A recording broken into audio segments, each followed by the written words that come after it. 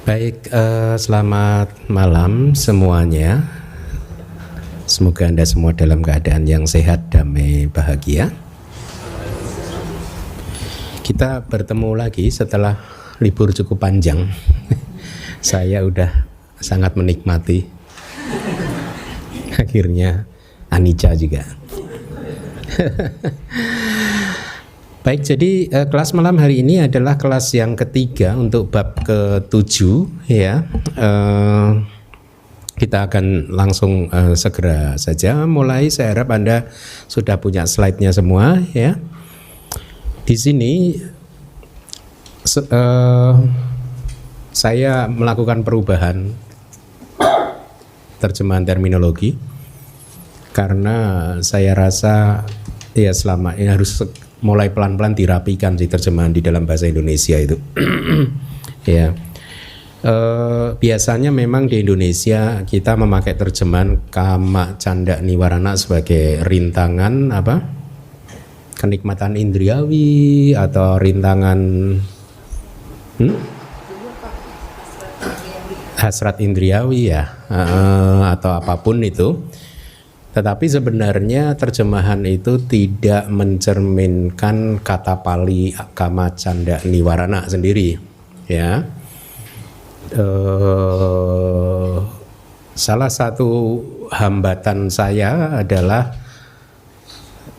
waktu yang sempit, ketersediaan waktu yang sempit, sehingga seringkali saya tidak mempunyai cukup waktu untuk memikirkan dan menemukan apa istilah-istilah yang tepat ya. Tapi walaupun demikian pada saat menulis buku biasanya saya fokuskan untuk menerjemahkannya seakurat mungkin. Nah, kemarin kebetulan karena ada waktu senggang, saya ya mencoba untuk memikirkan terminologi ini seperti yang kalau tidak salah di kelas bab 7 yang pertama ini saya sampaikan kepada Anda bahwa ini sebenarnya bab yang paling mudah, tapi saya merasa ini bab yang paling sulit buat saya untuk menerjemahkannya. Kenapa? Karena terlalu banyak terminologi teknis ya, technical term gitu yang harus diterjemahkan secara akurat. Anda sudah belajar Abhidhamma sampai 6 bab kan, dan Anda sudah mulai tahu taste atau rasanya Abhidhamma yang cirinya sangat kuat, yaitu apa? Akurasi, presisi itu sangat kuat sekali Abhidhamma. Jadi kayak fisika, kayak matematika gitu. Akurasinya harus sempurna. Harus presisinya harus benar-benar presisi gitu. Ya. Dan saya sebagai guru, sebagai penterjemah juga merasakan itu, bahwa tidak mudah loh sesungguhnya menerjemahkan Abhidhamma itu, kitab Abhidhamma itu. Karena ini sebenarnya ya mirip-mirip menerjemahkan rumus-rumus fisika atau matematika yang harus tepat gitu. Harus tepat.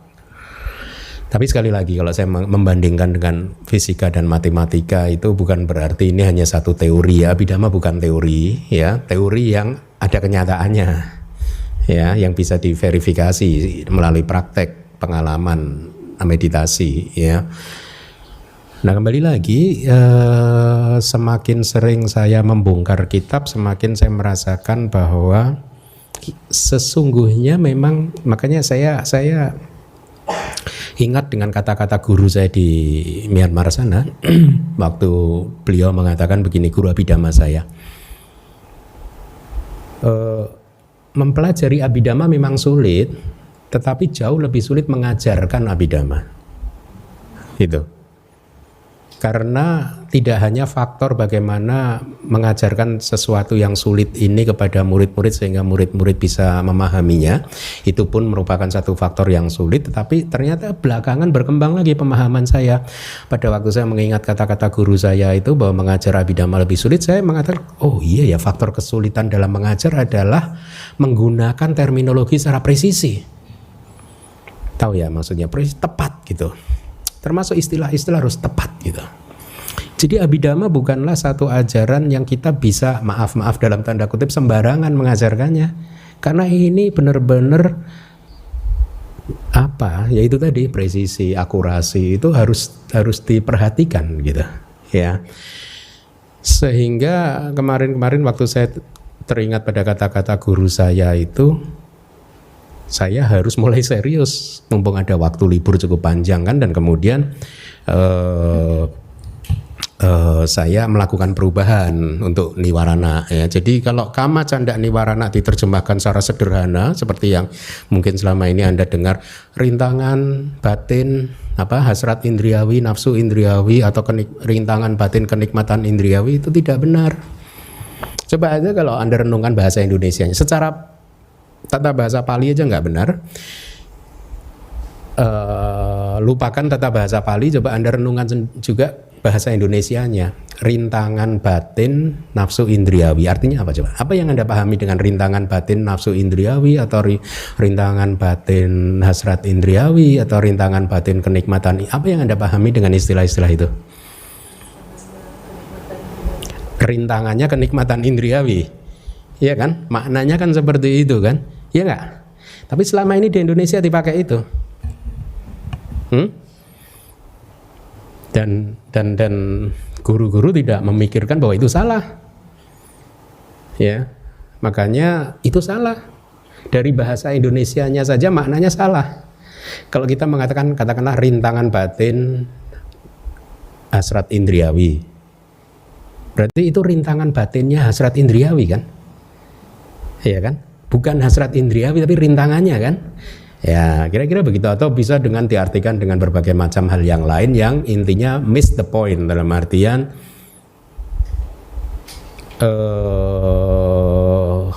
pengertian kama canda niwarana tidak tersampaikan dengan baik.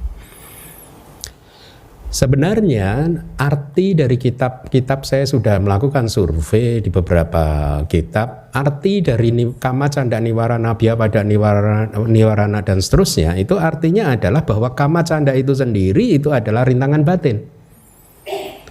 Ini adalah rintangan batin yang disebut kama canda. Kira-kira begitu. Beda kan dengan yang tadi? Kalau tadi kan rintangan batinnya kama canda ya. Enggak, artinya enggak begitu. Artinya adalah ini satu rintangan batin yang disebut kama canda. Ya, makanya di dalam grammar Pali kama canda niwarana itu kemarin saya coba pikirkan, ini kalau di dalam tata bahasa Pali namanya kama daharaya, compound, satu compound tapi istilah teknisnya kama daharaya ya. Jadi di mana ada banyak macam tata bahasa Pali tentang kama daharaya itu. Salah satu variannya adalah bahwa kata yang pertama ini kan terdiri dari dua kata ini, katakanlah sebenarnya ada tiga kata kan, kama canda niwarana ya. Anggap aja dua kata, kama canda dan niwarana. Di dalam tata bahasa Pali salah satu varian dari kama daharaya ini, kompon kama daharaya, adalah kata yang pertama menjadi sumber dari kata yang kedua ya. Jadi kata yang pertama ini sumbernya malah sebenarnya. Oh, jadi yang disebut niwarana ya ini nih gitu. Niwarana itu sumbernya ini nih niwarana kama canda gitu. Makanya kemudian meskipun agak tidak enak terjemahannya, kemudian saya rubah rintangan yang disebut hasrat indriawi. Agak nggak enak sih, tapi poinnya adalah hasrat indriawi itu adalah rintangan batin. Ya. Tadinya mau saya ini kan misalkan hasrat sensual. Ya, saya ikuti istilah baru lagi. Biasanya kama, K-A-M-A, itu saya terjemahkan dua. Kan memang kitab komentarnya kama, K-A panjang, M-A, itu kan terjemahan definisi dari kitab komentar dan subkomentar bisa didefinisikan ke dalam dua poin. Pertama, yang disebut kama itu adalah kilesa kita. Kilesa kita yang ingin menikmati objek-objek panca indera, itu istilahnya juga kama dalam kama canda ini, bukan karma ya, K-A-M-A gitu. Arti yang kedua, kama itu arti yang kedua adalah objek-objek panca indera itu sendiri, itu juga kama ya. Tapi tentu saja dalam hal niwarana ini kama canda, kamanya adalah kilesa itu tadi kan ya. Makanya di sini hasrat itu canda itu ya, canda saya terjemahkan jadi hasrat kan seperti biasa kan ya. Kemudian kama itu adalah sensual, karena saya melihat kamus KBBI kayaknya sensual itu adalah nafsu yang berkaitan dengan objek-objek panca indera, kayaknya begitu kalau nggak salah di Kamus Besar Bahasa Indonesia yang saya rasa cukup mewakili sih, apa ya, sensual, KBBI.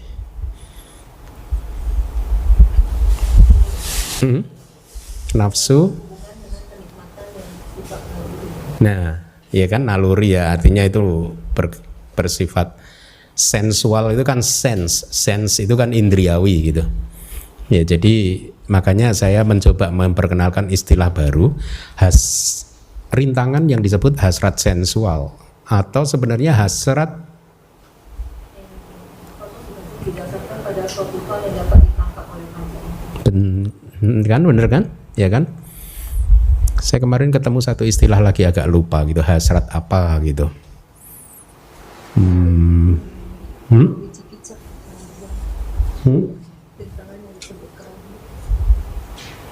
Mana? Belum ya? Belum ada ya?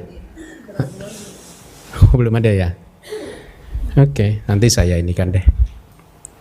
Jadi begitu, terjemahannya agak tidak enak. Kenapa rintangan akhirnya tetap saya pertahankan diletakkan di depan, karena memang ini judulnya adalah 6 rintangan. Ya, jadi ya ini rintangan ini, rintangan ini, rintangan itu, rintangan itu, rintangan itu gitu. Jadi saya rasa secara tata bahasa Pali ini tidak salah. Nah, mari kita baca bersama-sama, ikuti saya, maksud saya 6 rintangan. Rintangan yang disebut hasrat sensual. Bahasa Palinya yang di atas itu saya beri warna kuning, kama canda ni. Ikuti saya, kama canda ni warana ya. Ya. Rintangan yang disebut niat jahat. Bahasa Palinya byapada ni warana. Rintangan yang disebut kemalasan dan kantuk. Tinak midak ni warana. Rintangan yang disebut kebingungan dan penyesalan. Udacak kukucak niwarana.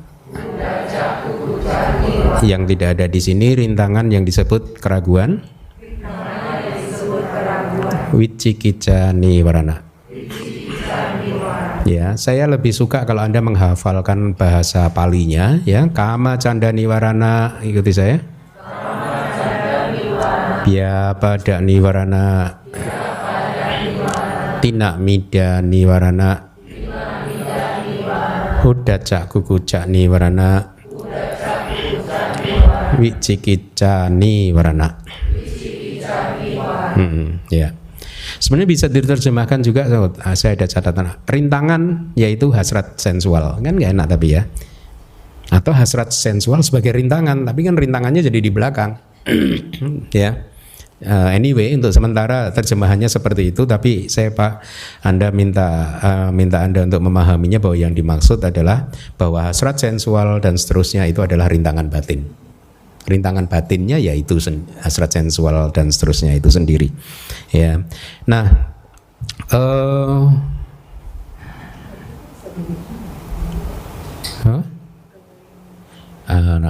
ya. Pada pertanyaan kenapa 6 tidak 5? Sebenarnya di kelas Mahasatipatthana Sutta sudah saya jelaskan. 5 rintangan batin itu adalah rintangan untuk kelahiran di alam surga, merintangi kita. Kalau kita nggak mampu mengalahkan 5 rintangan batin yang pertama itu, ada awija juga ya, tadi belum disebutkan ya. Wija niwarana itu yang ke-6, yaitu rintangan yang disebut ketidaktahuan. Ya, jadi ada 6. Maaf. 5 rintangan yang pertama adalah rintangan yang merintangi kelahiran di alam surga. Rintangan yang merintangi pencapaian jana. Ya. Kalau akhirnya juga rintangan yang merintangi pencapaian Maggapala. Itu konsekuensinya kan. Kalau rintangan yang ke-6 adalah rintangan yang merintangi seseorang untuk keluar dari samsara, untuk mencapai pencerahan terus keluar dari samsara. Nanti sepertinya ada penjelasannya di kitab komentarnya. Nah, kembali lagi, akurasi terminologi dari Abhidhamma itu harus dijaga ya.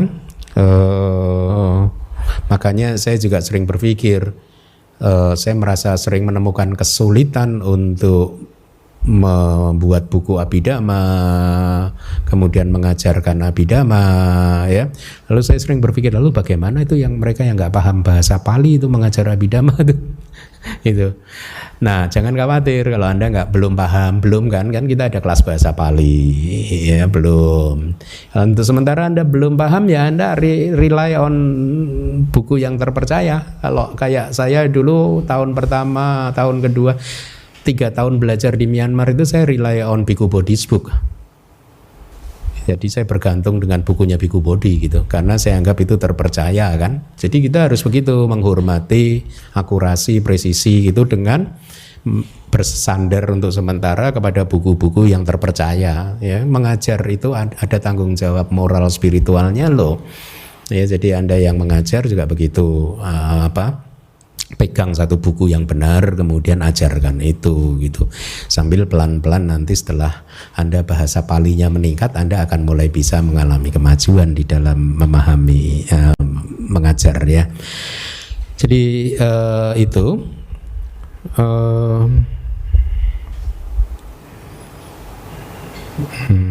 ya tidak ada lagi. Jadi ada berapa rintangan batin? 6. Sering orang menyebut rintangan batin, yang juga boleh benar ya, tapi saya cenderung untuk menyingkat ya sependek mungkin gitu. Cukup rintangan, tapi kita paham itu adalah rintangan batin gitu. Ya. Penjelasannya dari kitab Wibawinidika, yang disebut rintangan-rintangan, kenapa disebut rintangan-rintangan definisinya? Karena gitu, seharusnya karena mereka rintangan-rintangan tersebut menghalangi munculnya kesadaran baik seperti jana dan lain-lain. Tadi sudah saya sampaikan. Mereka artinya rintangan-rintangan tadi tidak mengizinkannya untuk muncul, ya, atau mereka dinamakan rintangan dengan makna penutupan mata kebijaksanaan, yaitu untuk yang keenam, ya. Jadi selama masih ada awija, maka mata kebijaksanaan akan tertutup gitu. Jadi sesungguhnya seperti yang tadi saya katakan bahwa niwarana itu menghalangi atau semacam rintangan yang menghalangi, merintangi ya satu jalan, ada rintangannya, ada yang ngeblok begitu menuju ke kelahiran alam surga, pencapaian jana dan nibbana. Di sutta sepertinya saya pernah sampaikan di kelas hari Minggu itu ada satu sutta yang menggambarkannya seperti awan hitam yang menyelimuti atau menutupi langit yang biru. Itu arti dari niwarana. Niwarana itu menutupi gitu, semacam menutupi begitu. Jadi ini langit ketutup sama, atau lebih mudahnya ini matahari tertutup sama awan. Nah itu niwarana, mataharinya tertutup jadi nggak kelihatan gitu. Nah di dalam meditasi apabila Anda ingin mencapai jana, maka Anda harus bisa menyingkirkan atau menekan, ya menekan untuk sementara, bukan menghancurkan ya, singkirkan, ditekan dulu supaya nggak muncul ya. 5 niwarana bukan 6 ya. Karena itulah mengapa seseorang yang mencapai jana itu awijanya juga masih ada, gitu. Pencapaian jana kan bukan monopoli Buddhis, ya toh? Ya, jadi belum tentu dia tercerahkan karena masih ada awija niwarananya, ya. Nah, jadi niwarana yang keenam tadi sudah saya sampaikan itu menghalangi jalan untuk merealisasi nibbana dan dengan demikian keluar dari samsara. Ya, itu definisinya. Mari kita lihat definisi satu persatu. Kama, canda, saya udah kurung itu terdiri dari 2 kata, kama plus canda, hasrat sensual. Sebenarnya hasrat itu canda, kama itu adalah kesenangan, kepuasan indriawi, ya. Ingin mencari kepuasan kepada objek-objek indriawi, panca indera, itulah yang disebut kama ya di sini, ya. Tapi saya terjemahkan sebagai sensual, jadi hasrat sensual. Arti dari sensual itu sendiri atau kama, kata Pali kama itu sendiri, itu termasuk dalam, lihat, yang disebut kama itu adalah nafsu yang berlebihan dalam hal 5 bagian kenikmatan indriawi. Ini istilah baru yang saya minta Anda juga mulai kenali. Panca kama guna, ikuti saya. Panca kama guna. Dulu saya terjemahkan menjadi 5 tali indriawi ya, yang mengikat batin kita kepada objek-objek panca indera. Ternyata kemarin saya ketemu kitab subkomentar yang baru, yang lebih tepat sebenarnya adalah bagian gitu. Jadi 5 bagian kenikmatan indriawi, artinya 5 bagian kenikmatan melalui mata, menikmati objek mata, bagian kenikmatan untuk menikmati suara itu ada. Jadi kepuasan kenikmatan untuk menikmati objek-objek panca indera ini dikatakan di sini sebagai guna, GUN ada titiknya A. Guna di sini ternyata diterjemahkan jadi bagian. Jadi panca kama guna adalah 5 bagian kenikmatan indriawi ya. Jadi kama sensual atau kepuasan indriawi, kenikmatan indriawi dikatakan di dalam Wibawinidika adalah nafsu yang berlebihan dalam hal 5 bagian kenikmatan indriawi. Artinya nafsu yang berlebihan untuk senantiasa menginginkan menikmati objek panca indera. Anda yang kemarin ikut retret, Anda bisa fokus kepada nafas? Tidak bisa, itulah kama. Ya, batin Anda selalu kayak ditarik keluar untuk mengingat-ingat objek yang pernah Anda alami melalui panca indera. Atau objek baru melalui suara, melalui hidung. Orang bikin kopi misalkan, hidung Anda terganggu. Ya, jadi lihat, itulah yang disebut kama, sensual. Kenikmatan indriawi. Batin kita selalu sudah terbiasa ingin menikmati objek-objek panca indera. Nah, hasrat atau canda itu artinya di sini keinginan. Saya rasa kita udah belajar ya di cetasika ya, mirip lah nih ya. Cuman hasrat ini kan faktor mental yang netral ya. Jadi rintangan, nah lihat yang saya garis bawah itu sebenarnya definisi dari rintangan yang disebut hasrat sensual. Itu rintangan yang persis seperti itulah sebenarnya disebut sebagai rintangan yang disebut hasrat sensual. Kira-kira begitu. Ini terjemahannya mungkin kurang rapi sih.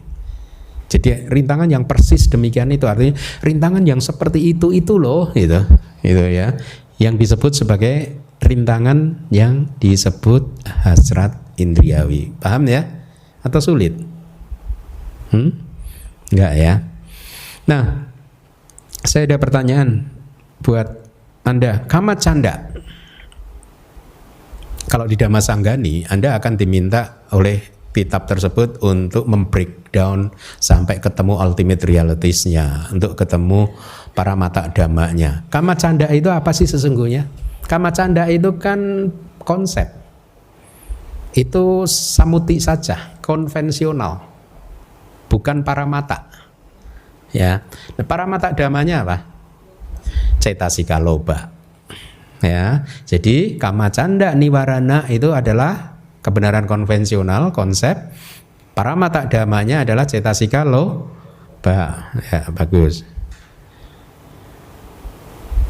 Mari kita lanjutkan.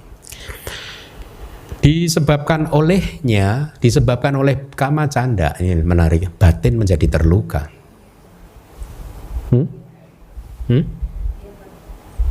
Oh, biabada itu sorry ya. Disebabkan olehnya batin menjadi terluka. Disebabkan oleh niat jahat, batin menjadi terluka. Ya, binasa, maka disebut sebagai niat jahat. Ya, titik berhenti dulu. Jadi lihat, kalau batin kita terluka, yang menyebabkan apa sebenarnya? Sakit hati. Kalau Anda sakit hati, itu batin Anda terluka, itulah biabada. Ya. Biabada itu adalah konsep. Para mata dhammanya apa? Mudah ya, dosa cetasika ya. Niat jahat atau 9 jenis kebencian yang merupakan sebab terdekatnya. Anda sudah belajar di bab pertama kan, 9 landasan untuk kemunculan dosa. Ya, dia dulu pernah menyakiti saya, saat ini sedang menyakiti saya, atau besok kelihatannya akan menyakiti saya, dan seterusnya kan. Dia pernah menyakiti teman saya, dia sedang menyakiti teman saya, dia akan menyakiti teman saya, ya. Atau dia dekat sama musuh saya. Sirik ya. Ini problem 2600 tahun yang lalu sampai hari ini tetap sama ya. Karena itu ultimate reality. Bukan. Iya, ultimate reality sifatnya kayak gitu para mata dhamma kan. Itu 9 sebab terdekat kemunculan dosa atau di bab 1 kemunculan patiga atau biabada ya. Patiga ya. Ya, pokoknya dosa lah, kebencian. Saya harap Anda masih ingat. Dan landasan untuk 9 macam kemarahan melalui cara, ya itu kan sama kan, dia bertindak yang menyakitkan kepadaku dan seterusnya. Yang tadi yang kita sebutkan. Ya, 9 Anda cari di bab pertama, buku manual Abhidhamma bab pertama tentang kesadaran. Kalau tidak salah di bagian kesadaran yang berakar pada dosa atau kebencian. Itu di sana saya sampaikan, saya kupas. Atau 10 jenis, nah kadang di suta disebutkan nggak 9, ada 10. Waduk atau landasan yang menyebabkan munculnya kebencian itu ada 10 kadang disebutkan di dalam suta. Yang ke-10 itu disebut kemarahan yang tidak pada tempatnya. Ya. Itu juga menjadi penyebab kemunculan kemarahan. Kemarahan yang istilahnya saja kemarahan yang tidak pada tempatnya. Misalkan Anda jalan keluar karena pengen buru-buru kesandung itu, lantainya kan agak tinggi kan di pintu itu kan, Anda lari kesandung, jatuh, marah pada pintu.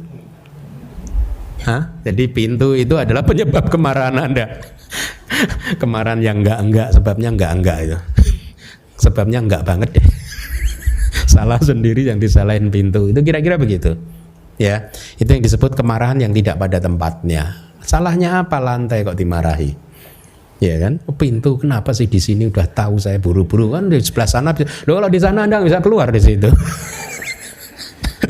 Kadang kalau kita marah kehilangan akal sehat kita kan. Ya nggak, pokoknya terjang terus saja. Ya. Itu yang ke-10. Jadi ada berapa penyebab munculnya dosa kemarahan? 10 ya, kadang 9, kadang 10, tergantung konteksnya ya. Jadi kembali lagi, dikarenakan biapada batin kita menjadi terluka ya, bukan orang lain. Kalau jadi ingat-ingatlah, kalau kita Anda terluka, hati Anda penyebabnya adalah biapada. Jangan terbiasa menyalahkan orang lain sekarang ya. Cetasikanya tadi apa? Dosa. Jadi ini mencakup range yang sangat lebar. Biapada itu tidak hanya niat jahat, tetapi juga segala bentuk kemarahan, 9 atau 10 tadi, ya, kebencian, depresi. Ya, depresi itu kan ada patiganya kan, nggak suka dengan situasi ini, ya nggak? Dia menyendiri sih, orang depresi menyendiri, itu tapi dia ada sesuatu yang dia nggak suka, ya. Atau ketakutan juga termasuk di dalam cetasika dosa. Ketakutan adalah kalau menurut Abhidhamma di dalam salah satu teks modern, ketakutan adalah bentuk kemarahan yang pasif. Ya, kalau kemarahan yang aktif itu orang yang meledak-ledak. Kalau yang orang takut itu dia nggak suka tapi pasif dia. Itu juga termasuk dalam biapada, ya. Jadi selama itu semua dengan atau rintangan-rintangan ini tidak berhasil kita singkirkan, kita tekan, maka samadhi tidak muncul. Kembali saya jelaskan ya. Mari kita lanjutkan. Yang ketiga adalah rintangan yang disebut kemalasan dan kantuk. Bahasa palinya apa? Tina, mida, niwarana adalah rintangan yang merupakan kemalasan dan kantuk itu sendiri. Lihat. Ini dari Wibawinidikanya juga artinya seperti itu kan. Jadi kalau Anda baca itu terjemahan dari kitab subkomentarnya adalah rintangan yang merupakan kemalasan dan kantuk itu sendiri. Kalau Anda menemukan terjemahan yang lebih bagus dari saya, tolong di WA ke saya, sampaikan ke saya, karena nanti akan, kalau saya pertimbangkan yang bagus ya kita pakai di buku ya. Untuk sementara ini ya, rintangan yang disebut kemalasan dan kantuk. Demikian pula halnya dengan kebingungan dan penyesalan. Artinya ya kebingungan dan penyesalan itulah rintangan. Ya, udaca dan kukuca itulah rintangannya. Jadi rintangan yang disebut kemalasan dan kantuk itu berapa cetasika? 2, yaitu tina dan mida. Udaca dan kukuca juga 2. Ya berarti kita udah dapat berapa cetasika? Kama canda, loba, dosa, tina, mida, udaca, kukuca, udah 6 ya. Ya.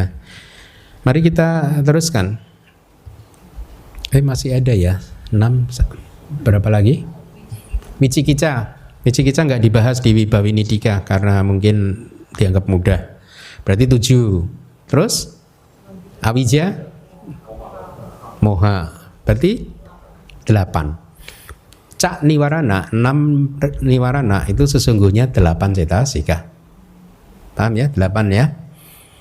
Loba, dosa, tina, mida, udaca, guguca, wicikica, moha. Ya, bagus. Ada pertanyaan, akan tetapi kenapa masing-masing 2 dhamma yang terpisah ini dikatakan dalam satu rintangan? Artinya, kenapa tina, mida, dan udaca, guguca digabungkan? Ya, kan itu 2 cetasika yang berbeda. Kenapa disebut sebagai satu rintangan? Tina, mida, niwarana, udaca, guguca, niwarana. Padahal dia 2 cetasika, itu maksudnya. Karena adanya kesamaan fungsi, makanan, dan lawan. Saya harap Anda hafalkan itu. Kenapa? Karena ada 3 hal, kesamaan, fungsi, ikuti saya. Fungsi, kesamaan makanan, dan kesamaan lawan. Makanan di sini artinya sebab. Ibaratnya binatang yang tadinya udah lemes, kalau diberi makan dia sehat lagi.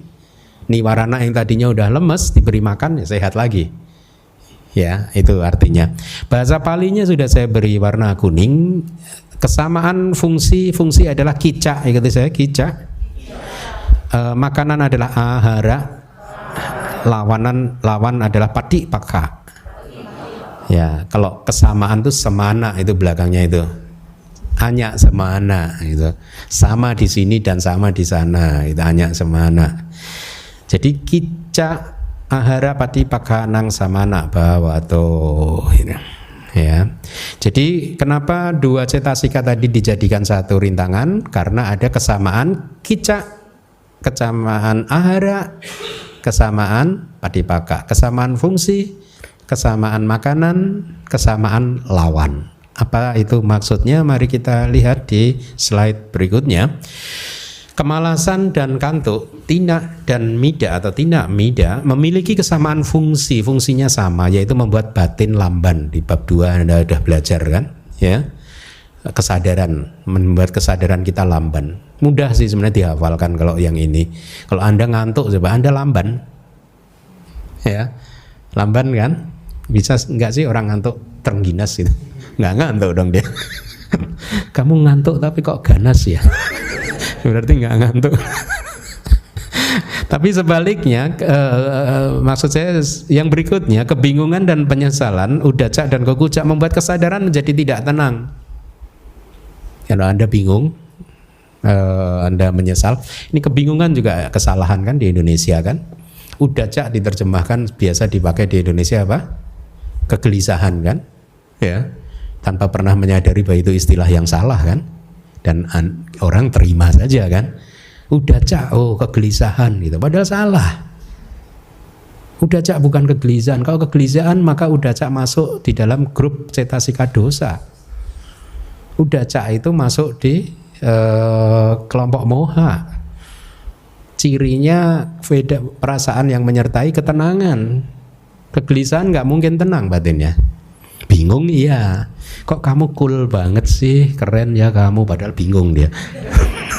Mau ngapain, mau ini bingung, ada diem aja, bisa dia. UPK.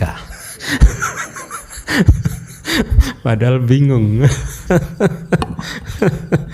Ya, itu juga banyak kesalahan yang harus diperbaiki di Indonesia. Jadi itu tadi satu fungsinya sama, yaitu tina mida membuat batin lamban, udaca guguca membuat batin tidak tenang, ya. Kemudian makanan artinya adalah sebab kemunculannya gitu. Untuk pasangan yang awal, makanannya adalah ketidakpuasan dan kemalasan, ya. Jadi kalau Anda merasa tidak puas, terus ada kemalasan di sana, maka ngantuk. Gitu, tina mida akan muncul. Sementara pasangan yang terakhir udaca guguca, makanannya sebab kemunculannya adalah pikiran tentang kemalangan yang dialami oleh sanak famili itu dan lain-lain. Saya nggak sempat mencari sih kemalangan dan lain-lainnya ini apa saja gitu. Tapi untuk sementara kita terima itu dulu. Selanjutnya, pasangan yang awal lawannya adalah wirya. Kalau Anda sedang ngantuk, sedang malas, maka harus dikembangkan wirya. Witaka, iya sebenarnya mirip loh, witaka dan wirya itu sifatnya mirip loh. Karena pergerakan kan. Witaka itu adalah pergerakan batin ke objek, wirya itu juga yang menopangnya. Di sini dikatakan wirya sih. Memang kalau kita bicara faktor jana, witaka sih. Ya. Pasangan yang terakhir adalah, ini tidak berbicara tentang faktor jana sih, karena yang terakhir pun lawannya adalah samata.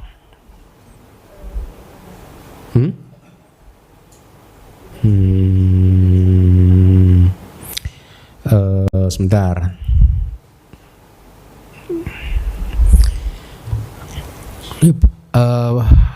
Samata di sini, iya, apakah bisa diinikan ya dengan ekagata di sini keheningan?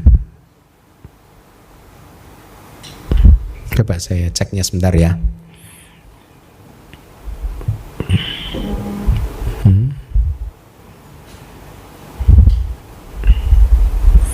Bab ke-7, syair nomor berapa tadi ya?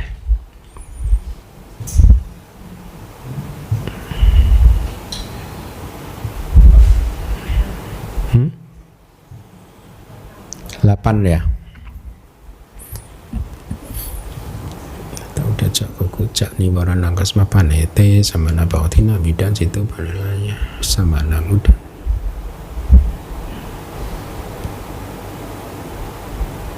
Tata burimang tinang tande haro itu pacimangnya di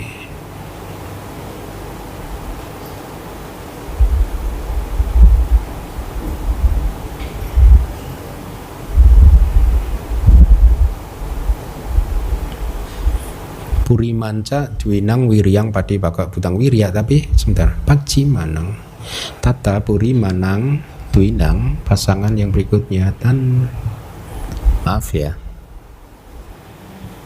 dan dibaca haru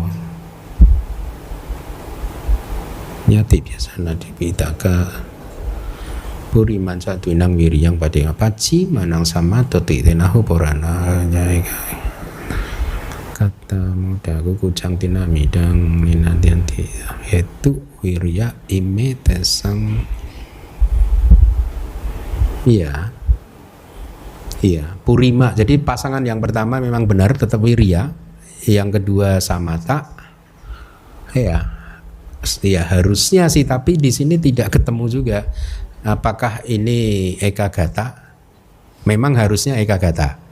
Harusnya, tapi tidak ketemu di teksnya, tidak dicantumkan maksud saya.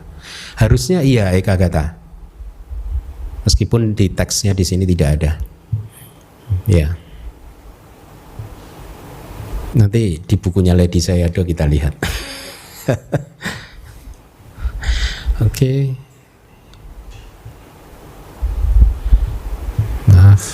Maaf. Jadi itu tadi lawannya ya. Ada lanjutannya di teks palinya sebenarnya gini. Oleh karena itu, ada nggak sih di slide, telah dikatakan oleh orang di zaman kuno dahulu? Nggak ada ya? Nggak ada. Jadi lanjutan teksnya begini. Oleh karena itu telah dikatakan oleh orang di zaman dahulu, disebabkan karena kesatuan fungsi makanan dan lawan, maka udat, cak, kukucak, dan tina mida dianggap sebagai satu kesatuan oleh Buddha. Ya. Kelambanan dan ketidaktenangan adalah fungsinya. Kemalasan dan pikiran tentang sanak famili adalah sebabnya. Wirya dan samata, makanya ini kan tetap samata dia sebutnya. Wirya dan samata adalah lawannya. Ya.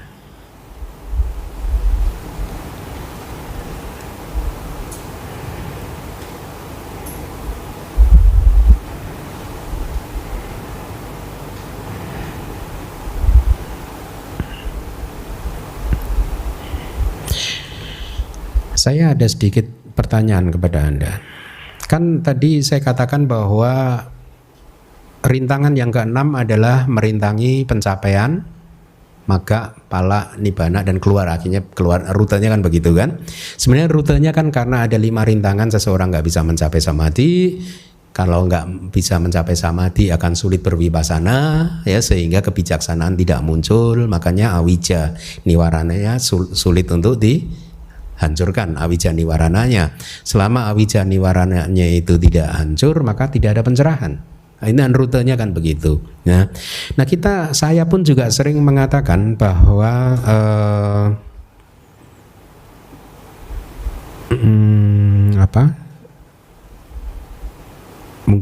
mungkin. Jadi Anda udah belajar anusaya belum nggak ya? Anusaya belum ya? Anusaya belum. Berarti nanti sebentar lagi saya sampaikannya problemnya, ya. Jadi walaupun seorang yogi sudah mencapai jhana, ya, tapi awija niwarananya kan masih belum dihancurkan kan? Makanya dia belum tercerahkan. Kenapa? Karena ternyata awija juga termasuk di dalam salah satu anusaya. Ya, anusaya itu tahu nggak? Tendensi yang sedang tertidur, kecenderungan batin yang sedang tertidur, nggak muncul di arus permukaan, tapi dia ada tidur, masih tidur. Ya, mari kita lanjutkan dulu. Ya, karena ada anusaya. Ikuti saya, ada 7 tendensi laten. Tendensi laten itu bahasanya anusaya. A-nya pendek yang belakang. Yang pertama adalah kama raga anusaya. Tendensi laten yang disebut nafsu sensual. Bawa raga anusaya. Tendensi laten yang disebut nafsu terhadap eksistensi. Atau nafsu terhadap kelahiran kembali, ingin lahir terus, ingin hidup terus, ingin menjadi ini, ingin menjadi itu gitu. Yang ketiga adalah patiga anusaya. Tendensi laten yang disebut patiga, antipati. Yang berikutnya mana anusaya. Terdiri dari 2 kata, mana dan anusaya, berarti tendensi laten yang disebut kesombongan. Dita anusaya. Titik plus anusaya, yaitu tendensi laten yang disebut pandangan salah. Wicikica anusaya. Tendensi laten yang disebut keraguan. Awija anusaya. Tendensi laten yang disebut ketidaktahuan. Kalau tadi cak niwarana, 6 niwarana, 6 rintangan batin, sekarang sata anusaya, 7 anusaya, ya. Sama, jadi kita biasanya cukup menerjemahkan tendensi laten nafsu sensual atau nafsu indriawi, atau tendensi laten kenikmatan indriawi, tendensi laten kepuasan indriawi. Itu pun tidak benar dengan logika yang tadi, ya. Jadi yang benar adalah tendensi laten yang disebut nafsu sensual. Artinya nafsu sensual itulah tendensi laten. Ya, itu ya. Nah, Anda yang sudah belajar bahasa Pali, anusaya, kata Pali anusaya yang saya terjemahkan jadi tendensi laten itu sesungguhnya berasal dari akar kata si. Anda sudah belajar. Akar kata si, si panjang. Ya. Kalau menjadi kata kerja, si plus a plus t menjadi sayati. Hah? Dia tidur, ya tidur. Sama, anusaya juga gitu. Kata dasarnya si juga tidur, ada makna tidurnya di sini. Tapi di sini plus anu, kata depan anu, gitu, ya. Kata depan anu plus si plus saya. Anu saya, anu kata depan anu itu fungsinya maknanya itu seperti kayak tika anu tika gitu kan, ada kan subkomentar dan subkomentar. Artinya anu tika adalah sesuatu yang mengikuti tika, senantiasa mengikuti tika gitu.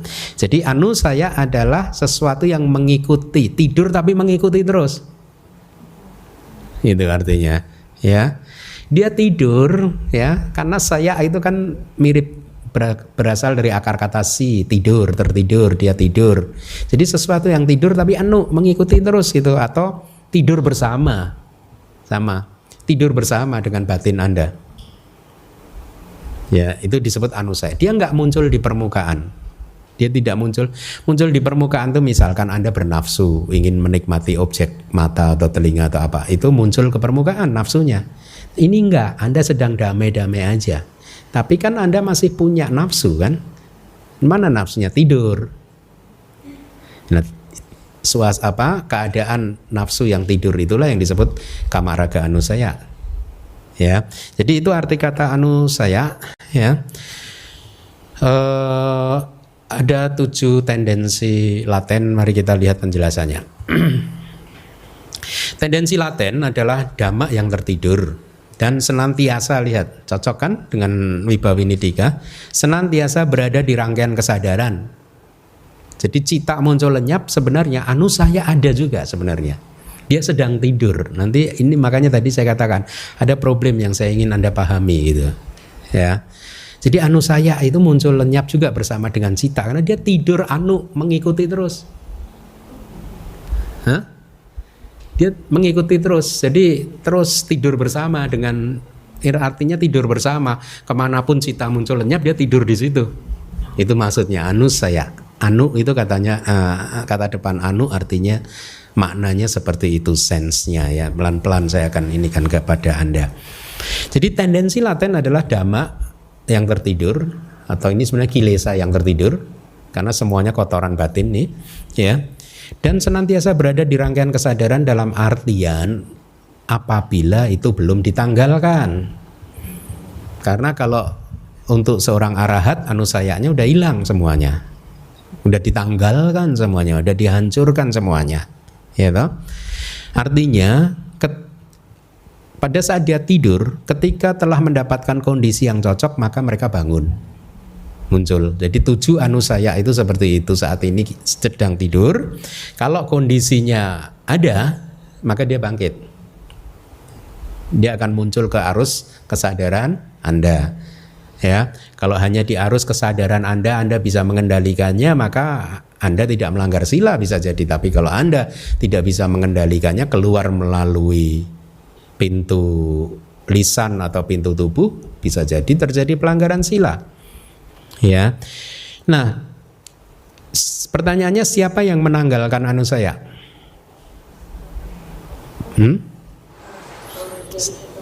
Siapa yang menanggalkan anusaya secara bertahap lah. Sebenarnya ini dalam Dhamma Sanggani ini kayak kerak yang tebal dikikis oleh ini pelan-pelan secara bertahap sih. Maganya, nah pengetahuan jalan atau kesadaran jalan itulah yang menanggalkan anusaya ya. Selama seseorang belum berhasil memunculkan magga cita atau magga nyana pengetahuan jalan, maka anusaya juga tidak terkikis istilahnya. Masih tebal-tebal terus gitu. Ya, nah jadi yang menanggalkan adalah magga atau kesadaran jalan, ya. Oleh karena kilesa-kilesa yang belum ditanggalkan dan yang layak untuk muncul ketika mendapatkan kondisinya itu sesungguhnya ada atau eksis di dalam rangkaian batin puthujana, ya, atau bahkan seka. Sekas, Sotapana, Sakadagami, Anagami juga masih punya loh. Hanya arahat yang udah gak punya anusaya. Paham ya kalimat ini ya? Kilesa tadi eksis atau ada di dalam rangkaian batin masing-masing, baik itu puthujana maupun seka, ya, sesuai dengan kapasitasnya masing-masing. Seolah-olah senantiasa dalam keadaan tidur. Keadaan seperti itulah yang dikatakan sebagai tendensi laten. Ya.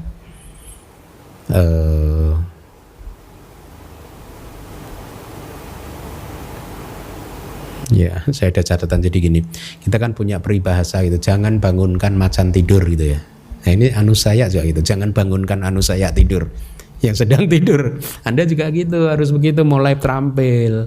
Ya, saya kalau ke sana pasti anusayanya bangun. Maka jangan ke sana. Saya kalau melakukan ini anusaya ini kasihan lah, ini lagi tidur nih, jangan berisik ya. Jangan ke sana, jangan lakukan itu. Itu Anda harus mulai tahu kelemahan-kelemahan Anda. Dalam situasi seperti apa saja anusaya Anda bangun. Ya. Jadi harus dijaga supaya nggak bangun, biarlah bubuk terus saja.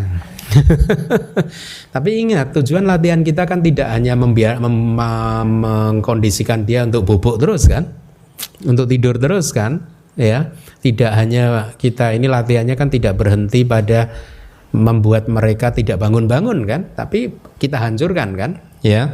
Nah itu tujuan kita yang harus kita ingat. Tapi dalam kehidupan sehari-hari Anda harus mempraktekkan itu. Yang bubuk biar bubuk aja. Jangan bangkitkan atau bangunkan macan yang sedang tidur. Itu karena kalau udah bangun bahaya dia. Harimau. Macan dia nggak tahu kalau Anda tuannya, nggak tahu. Dimakan juga. Ya, nah berkaitan dengan itu sebenarnya tapi kita tidak punya cukup waktu karena anusaya ini adalah kilesa yang sedang tidur, ya. Kan strategi latihan Buddhis adalah mengembangkan jalan mulia berunsur 8, ya. Latihan kita itu jalan mulia berunsur 8 itu adalah sila samadhipanya, ya. Nah ini masing-masing ini lawan dari kilesa-kilesa, ya. Sila itu adalah lawan dari kilesa yang muncul melalui mulut dan tubuh. Makanya Anda mengambil sila, mempraktekkan sila supaya lisan Anda terkendali, mulut Anda terkendali, pembicaraan Anda terkendali, tangan tubuh Anda terkendali. Ya. Jadi kilesa yang paling kasar yang disebut witikama kilesa, transgression, kotoran batin yang berupa pelanggaran sila, itu dikendalikan melalui sila, ya. Tapi kotoran batin yang sudah kita kendalikan nggak keluar melalui lisan kita dan perbuatan tubuh kita kan masih berkecamuk di pikiran kita kan, ya kan? Itu kita kendalikan, kita tekan dengan samadhi, ya. Tapi begitu yang muncul di pikiran sudah kita tekan, batin menjadi tenang, jernih, penuh dengan kedamaian, dengan kebahagiaan, ya. Sobana cetasikanya muncul semua, gitu. Kan masih ada anusayanya, gitu. Anusaya kilesa inilah yang harus dihancurkan melalui panya, latihan kebijaksanaan. Jadi itu struktur latihan Buddhis, ya. Jadi ada 3 jenis kilesa. Yang paling kasar tadi adalah witikama kilesa. Yang menengah yang berkecamuk di batin yang harus ditekan melalui samadhi itu disebut pariyudhana kilesa. Yang sedang tertidur itu anusaya kilesa. Masing-masing obatnya sendiri-sendiri. Nah, saya sampaikan ini tidak cukup detail, tapi saya sampaikan ini karena akan saya gunakan untuk bertanya kepada Anda nanti, ya. Kita lanjutkan dulu. Akan tetapi dari sudut pandang absolut, ya. Jadi ini guru di Wibawinidika sedang mencoba akan memberikan ini kepada kita nih, problem kepada kita. Kilesa-kilesa di masa depan oleh karena memiliki karakteristik alamiah yang sama dengan yang di masa lalu dan di masa kini juga sama kan? Kilesa di masa depan itu sama, ya, karakteristiknya dengan yang pernah muncul di masa lalu atau sedang muncul di saat ini. Maka menurut Wibawini, kilesa di masa depan juga disebut sebagai tendensi laten. Artinya kilesa yang akan muncul di masa depan itu pun juga tendensi laten, ya. Makanya tadi dikatakan dari sudut pandang hakiki, absolut. Hal ini karena tidak ada perbedaan karakteristik alamiah dari dhamma-dhamma dalam waktu yang berbeda. Artinya kalau dosa itu di masa lalu ya begini, masa depan begini, saat sekarang ya begini, 3 waktu yang berbeda, karakteristiknya sama, ya. Jadi di sini Wibawini mengatakan bahwa kilesa-kilesa di masa depan itu juga anusaya. Mereka sedang tidur, gitu, belum muncul, ya. Selama belum ditanggalkan oleh arahata magga-ñana, oleh pengetahuan jalan arahata ke arahatan, gitu. Nah, jadi di masa lalu ada yang mengatakan bahwa anusaya itu, oleh karena itu membaca yang seperti ini, ada yang keliru memahami bahwa anusaya itu sebenarnya termasuk dhamma masa depan. Ada dulu di kitab ada perdebatan begitu. Jadi anusaya itu termasuk dhamma masa depan, ya.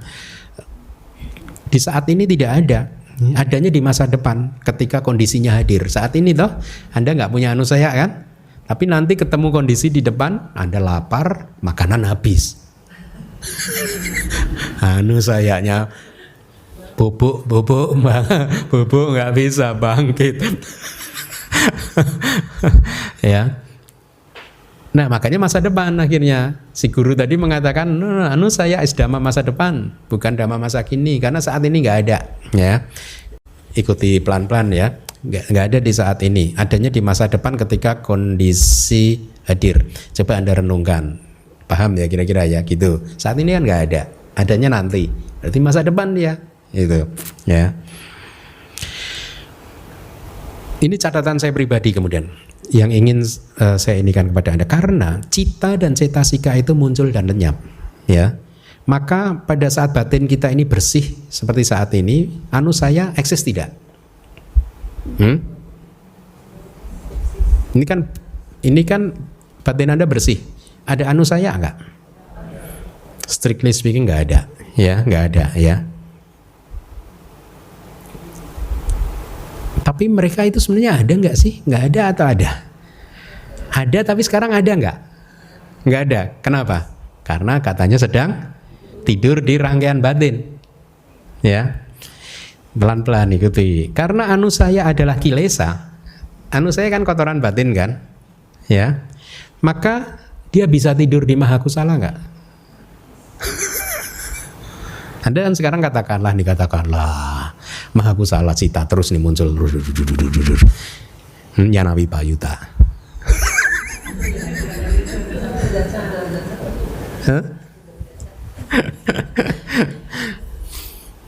Anu saya kilesa itu muncul bersama mahakusala cita enggak?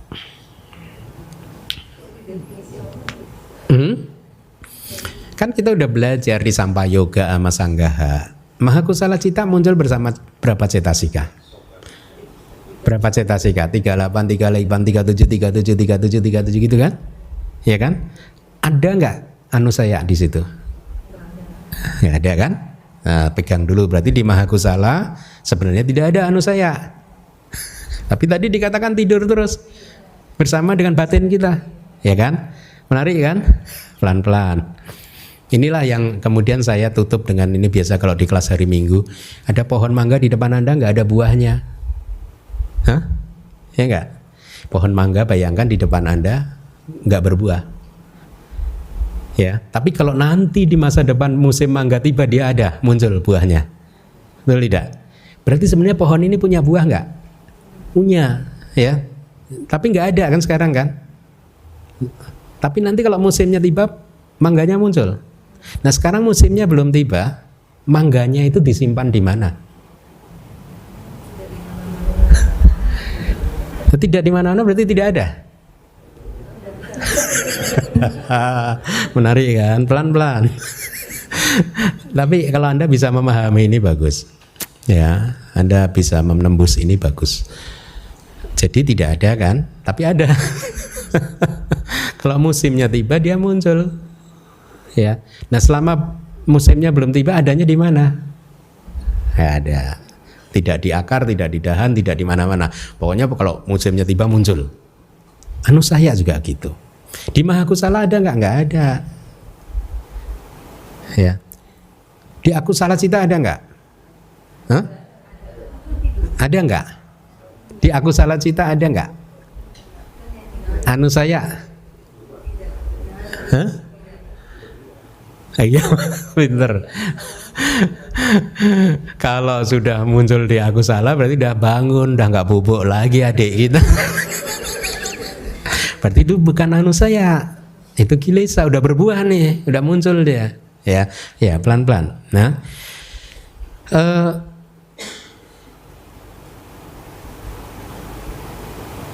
tapi tadi dikatakan di mahakusala kan tidak ada anu saya, karena 38 cetasika atau 37 atau ini 37 yang terakhir 36 ya.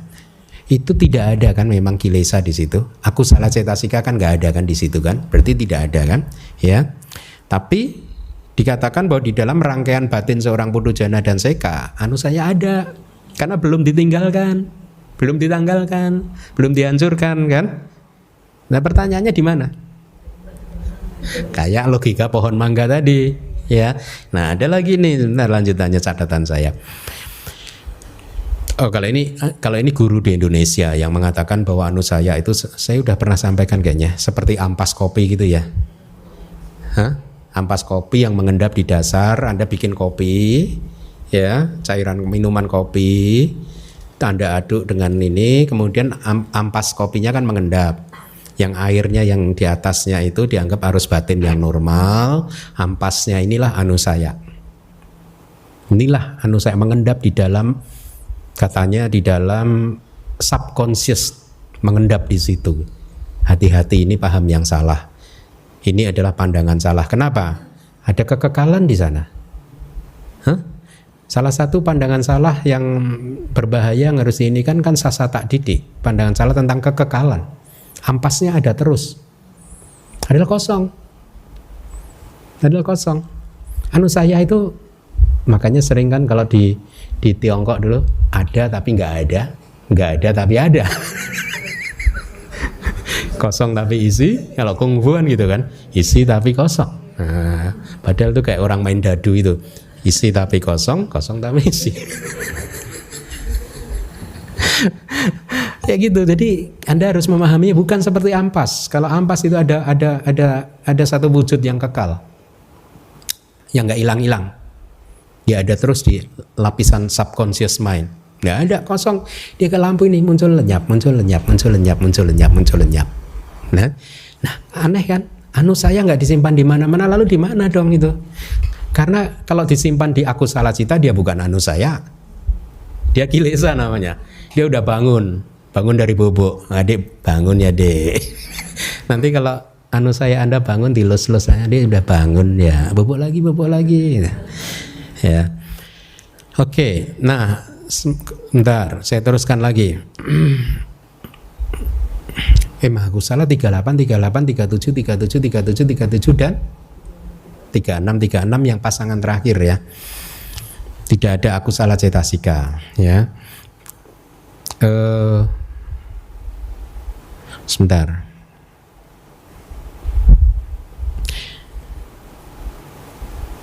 Lalu pertanyaannya kemudian, anusaya itu dhamma masa depan, masa lalu, atau masa kini? Kalau Wibawini mengatakan di slide tadi, kilesa-kilesa di masa depan itu termasuk juga anusaya ya. Jadi guru-guru Atthakatha, guru-guru kitab komentar sepakat bahwa anusaya adalah dhamma yang bisa di 3 waktu, di masa lalu, di masa sekarang, dan di masa depan. Makanya dia anusaya, tidur bersama, mengikuti terus itu ya. Jadi dia bisa di masa lalu, bisa di masa depan, bisa di masa sekarang ya. Nah, tadi sudah saya katakan bahwa anusaya adalah kilesa. Yang membedakan anusaya dan kilesa apa? Yang membedakan anusaya bubuk, kilesa bangun. Tahu ya? Bangun bisa di 2 level. Level pikiran, level lisan, ucapan, atau tangan. Perbuatan tubuh ya. Ada 2 level gitu. Nah,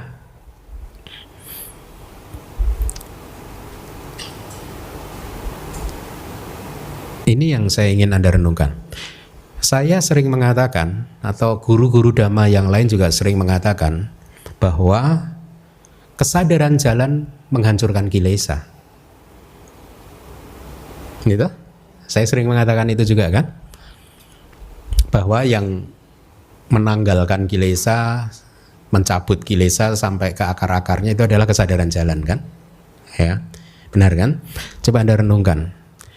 Dalam kerangka waktu momen kemunculan kesadaran jalan, seperti tadi Mahakusala tadi, pada saat kesadaran jalan muncul, ada kilesa nggak di situ? Hah? Nggak ada kan? Seperti Mahakusala tadi kan? Pada saat kesadaran jalan muncul, dia ini kan kesadaran baik kan, adi duniawi kan, tidak ada kilesa, cetasika kilesanya nggak ada, cetasika yang akusala nggak ada kan? Di dalam kesadaran jalan. Lah tadi dikatakan kesadaran jalan menghancurkan kilesa. Kesadaran jalan mencabut kilesa. Kilesa yang mana yang dicabut? Hah? Kan nggak ada tadi kilesanya. Kok dihancurkan? Waktu kesadaran jalan muncul kan dia muncul sendirian tanpa tidak dibarengin kilesa. Lalu apa yang dihancurkan yang sering saya mengatakan dan guru-guru Dhamma lain mengatakan bahwa pada saat kesadaran jalan muncul maka dia menghancurkan kilesa. Di pelajaran bab 1 juga kayaknya juga ada kata-kata seperti itu. Ya. Lalu apa yang dihancurkan kalau nggak ada kilesanya? Gitu. Sekarang Anda tahu yang dihancurkan oleh kesadaran jalan bukan kilesa, tapi anusaya kilesa. Sehingga dia nggak muncul lagi di masa depan. Paham ya? Jadi itu yang tadi di awal saya katakan ada sedikit problem. Logikanya udah paham ya? Udah paham ya? Jadi yang dihancurkan oleh jalan atau magga bukan kilesa tapi anusaya. Karena kilesa tidak muncul bersama dengan jalan. Jadi jalan menghancurkan apa? Wong nggak ada. Yang dihancurkan adalah kecenderungannya, anusayanya. Slide berikutnya, apabila mereka adalah tendensi laten dalam arti belum ditanggalkan, bukankah semua kilesa yang belum tanggal harusnya adalah tendensi laten? Ini dari Wibawini lagi. Jawabannya, kami para guru tidak mengatakan bahwa mereka kilesa-kilesa yang belum ditanggalkan tadi meskipun nggak muncul adalah anusaya semata-mata karena belum ditanggalkan, tidak seperti itu, melainkan hanya kilesa yang telah menjadi kuat dan belum ditanggalkanlah yang disebut tendensi laten. Jadi makanya hanya ada 7 anusaya. Kilesa kan ada 10. Ya. Jadi hanya kilesa yang sudah kuat, sangat kuat, yang belum ditanggalkan, itulah yang disebut tendensi laten. Dan menjadi kuat bukan kualitas yang umum dengan kilesa yang lain, melainkan khusus hanya untuk nafsu sensual dan lain-lain. Artinya disebut kuat itu tidak semua kilesa sebenarnya kuat, ya, hanya 7 itu tadilah yang kuat. Ya, maka dia disebut anusaya. Jadi tidak semua kilesa disebut anusaya karena anusaya itu hanyalah kilesa yang sudah menjadi kuat dan belum ditanggalkan. Kalau sudah ditanggalkan, ya bukan anusaya, udah hilang. Udah menguap, bubuknya menguap, hilang. Tendensi laten yang disebut nafsu sensual, sekarang definisi satu persatu, adalah tendensi laten yang merupakan nafsu sensual itu sendiri. Saya rasa itu Anda sudah paham, ya. Dan seterusnya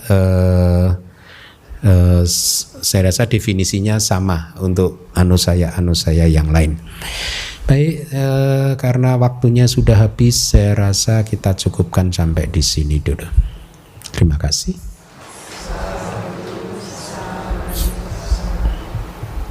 Ya, terima kasih Bante atas penjelasan malam hari ini. Bapak Ibu, teman-teman, ada yang mau bertanya? Nggak ada. Nggak ada, pulang tidur. Anusaya.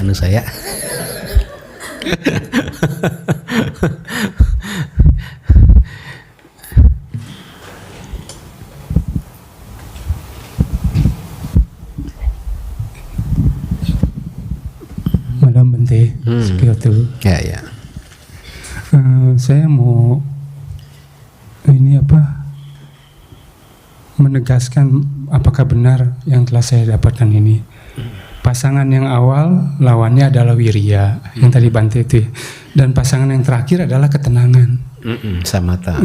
Yang saya baca di buku Bante, ketenangan di sini adalah ketenangan yang tidak berhubungan dengan UPK yang di jana kelima ataupun dengan perasaan. Tetapi ketenangan di sini adalah ketenangan sebagai hasil dari sati yang telah sangat kuat gitu, penuh, sehingga keadaan batin menjadi murni. Keadaan batin menjadi murni, dan di sini juga dapat diartikan sebagai cetasika tatra majatata. Benar nggak Bante? Enggak sih, kayaknya ekagata. Bukan yang itu ya? Ekagata sih, harusnya samatha itu ekagata. Tadi saya cari nggak ada, tapi harusnya ekagata sih. Ekagata ya Bante? Ya. Oh ya udah. Makasih Bante.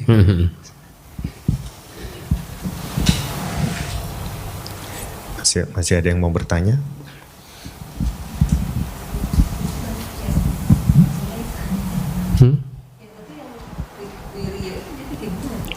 Iya wirya sih, memang sih. Berbeda dengan buku 1 jadi. Enggak, buku 1 juga benar. Kalau faktor jana ini kan bicara faktor jana.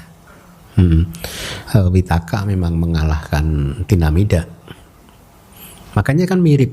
Saya kayaknya pernah jelaskan witaka dan juga wirya itu polanya mirip, energi, pergerakan. Witaka itu kan juga bergerak untuk menancap ke objek. Ada keaktifan di sana.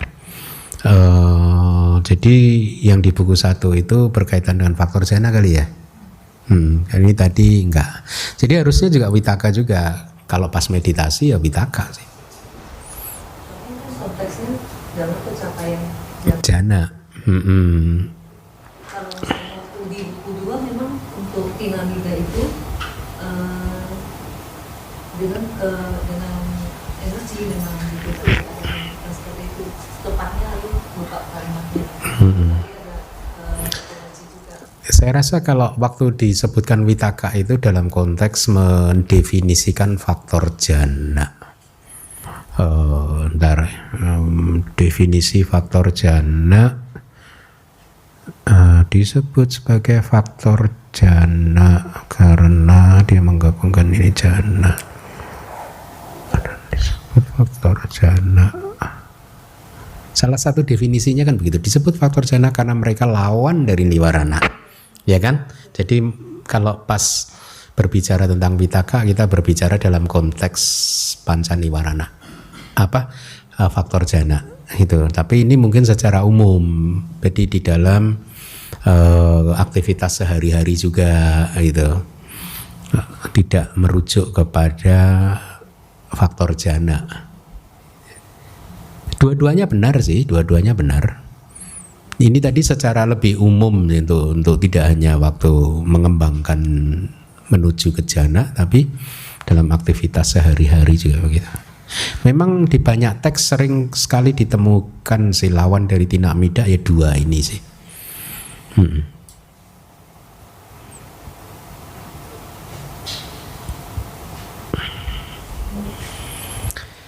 Oke.